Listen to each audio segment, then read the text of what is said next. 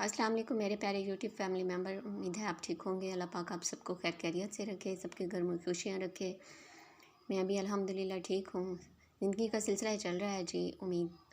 तो आप लोगों के सामने एक और नई गज़ल, नई पोइट्री के साथ और आप लोगों के व्यूज़ और कमेंट्स के बाद, तो ये एक बहुत ही प्यारी सी गज़ल है जो आप लोगों के सामने पेश खिदमत है।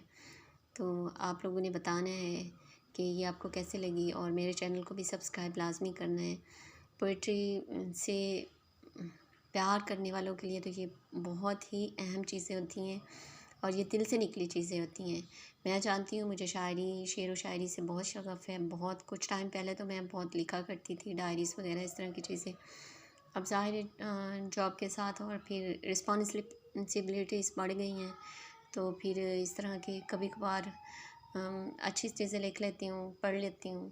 तो ये एक बहुत ही प्यारी सी गज़ल है जो आप लोगों को बहुत पसंद आने वाली है। चलें जी, स्टार्ट करते हैं। बारिशों के मौसम में वक्त के अंधेरों में मैंने उससे पूछा था।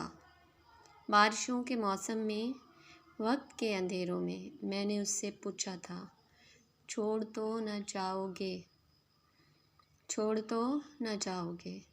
हाथ थाम कर उसने कान में ये बोला था, कैसे छोड़ सकता हूँ, तुम तो जान हो मेरी।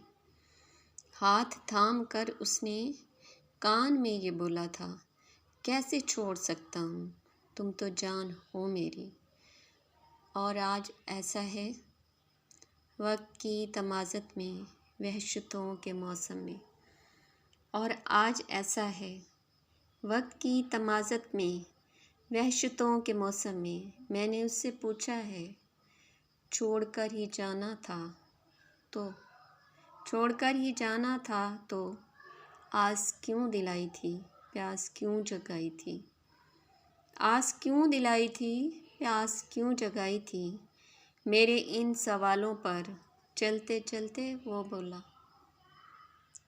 मेरे इन सवालों पर चलते चलते वो बोला, मौसम की आदत है वक्त पे बदल जाना।